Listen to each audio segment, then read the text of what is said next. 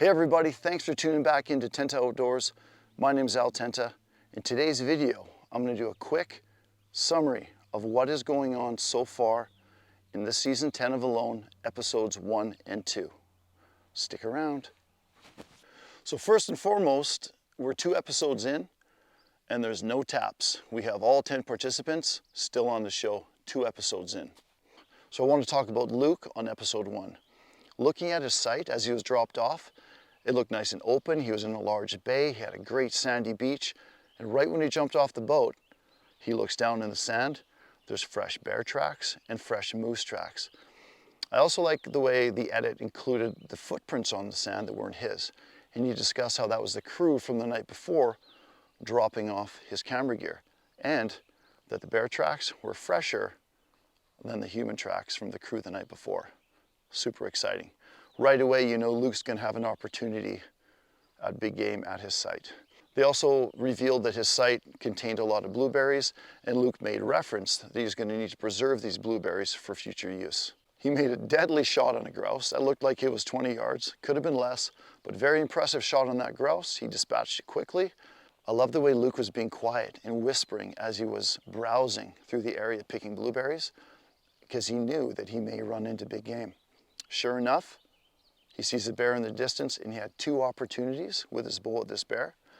Unfortunately, both were unsuccessful, but I'm curious to see if he's going to have another opportunity at a big game animal.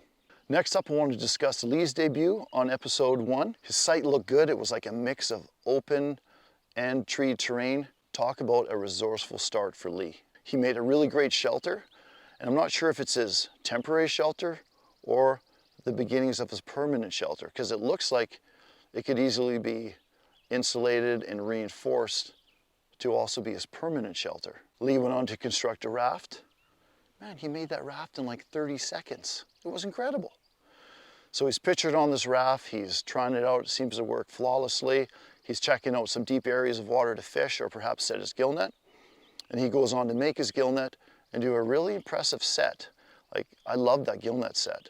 And sure enough, he catches a nice sized pike in that gill net. He also constructed a pretty nice fishing rod as well. I think in Lee's debut, it really showed his experience in the bush. Then we have Jody, so happy, so positive, smiling all the time, really good attitude.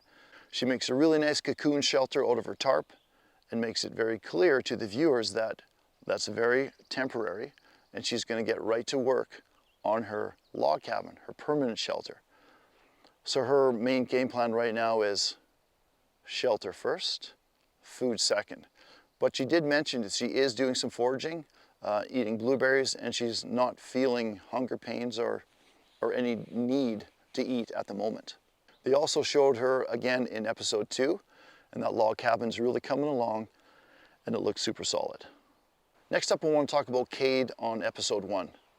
He got right to work utilizing a shovel and building like a dugout tarp shelter with a really nice fire pit. Shelter looked great, and he made it clear to viewers as well that his main game plan is harvesting big game. So right after he completed his shelter, he grabs his bow and he's out exploring and hunting right off the bat. He finds some good sign. He finds some willows that had been nibbled, and he also finds a fresh rub where a tree had just been brutalized. All the bark had been scraped off and the tree was actually broken.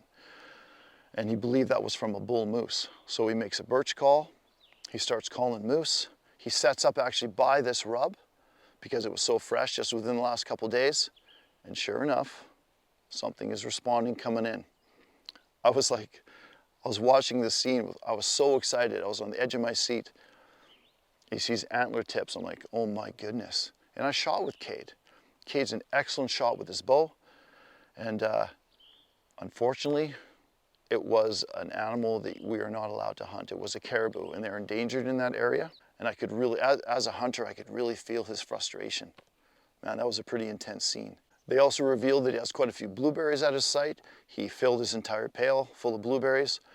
And it's important to note also that blueberries, when compared to other berries that we could forage out there, blueberries have the most vitamins and nutrients compared to all the other berries. He also made a great shot on a grouse, pretty much taking his head clean off, and that was his first meat. So a big part of Cade's debut on episode 1 was him losing his quiver. He had a quiver that just came off his bow. I mean, I remember being out there exploring my area of land, and the trees were so tight. It's super hard to walk around, super hard to move through the trees. It was just so dense. I can easily see how his quiver could pop off his bow. And I think the edit did a really good job revealing his frustration and how angry and just, the sheer emotion that Cade was feeling, especially because big game being his #1 game plan and losing all your arrows like that. Man, I felt so bad for him, and you could really feel the frustration and emotion in that moment. So at the end of the episode, they showed Cade in a shelter working through this negative experience he had with his quiver and moving forward. He knew that bad things were going to happen to him out here, and he switched. He switched from feeling down and negative to, I can get through this, I'm going to move on. And you could really see the turn to positive thinking, and that was great to see. And I have confidence in Cade that the next episode, we're going to see him recover. Next up, my Canadian friend, Wyatt. I thought my first debut on episode 1 was revealing. Nope. Wyatt blew it out of the water. His first scene was him walking by the camera with a blurred out bottom and going for a swim. Thank you for that, Wyatt. I appreciate it. So Wyatt's sight, it looked good. I mean, he had all those rocky points, and it looked like there was some deep water off those points. It actually reminded me a lot of my sight. His shelter was temporary, and he made it clear that he's going to slowly build his permanent shelter to withstand the wind and the rain and the elements. And he knew that he needed to start getting food immediately. So Wyatt made it very clear from the start that fishing was going to be his #1 priority. He has experience with these types of fish. He knows where they are. He knows how to fish them. So he got right to work on a gill net, a fishing rod, and building lures. And he ended up catching a fish quite quickly in his gill net. That was a gunshot just right over there. It is bear season. I like the way he made reference to gill nets, working for him, searching for food 24/7, even when he's sleeping. I liked Wyatt's positive attitude, and that pike that you caught was a beauty. That pike in his gill net obviously gave him a lot of confidence for more food procurement in the future. So next up we had Anne, and they featured Anne discussing how she felt a little bit of drop shock. Totally understandable. I had some of that as well. I know exactly how she's feeling. She instantly got to work on her temporary shelter, making like a frame lean-to style shelter. It looked really solid. And she instantly went on to harvesting some mushrooms and berries. They showed her noticing some fresh bear scat in her area. And instead of being frightened and alarmed, she was actually excited because she knew she'd have an opportunity at big game at her site.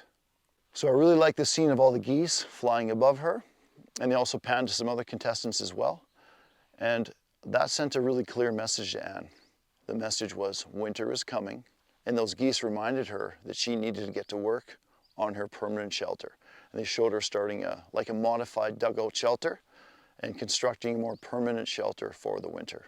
So she's ready for those cold days, weeks, and months ahead. So next up we had Mel. I want to talk about her debut on episode 2. So they showed her coming out of her shelter. And unfortunately for Mel, she forgot that there was a game camera, a motion-activated game camera set up outside her shelter. And she proceeded to have her morning pee in front of the camera. I like the way she handled it though. She kind of looked at the camera and pointed and said, that's beep, and embarrassing. But she took it like a champ and moved on. She probably didn't think they would put that on there, but they did. I also may have relieved myself without realizing the game camera was on too.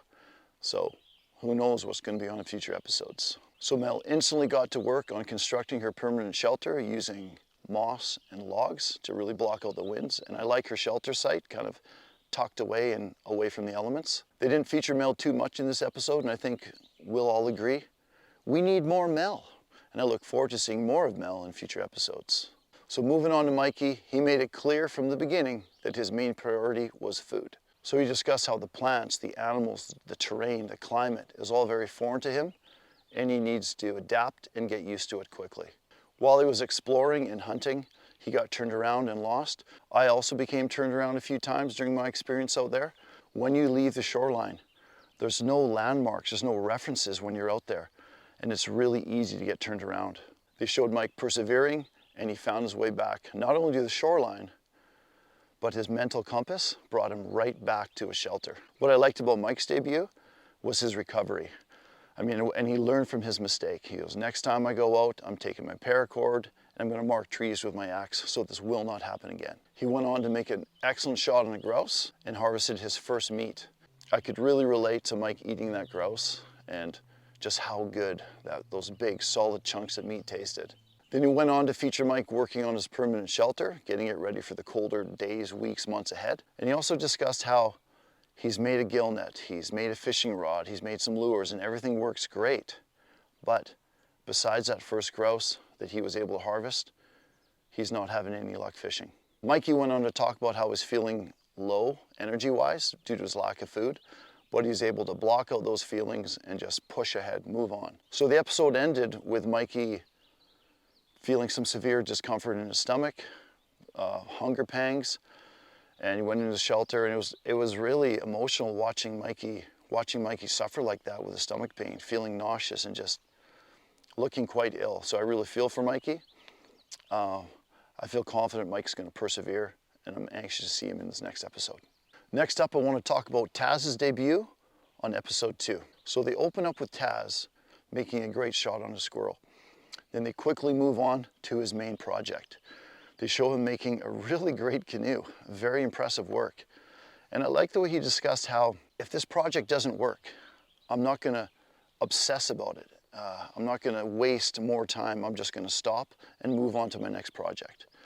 But it did work. I was really impressed with how it didn't need outriggers and how it seemed to float perfectly. It was very stable.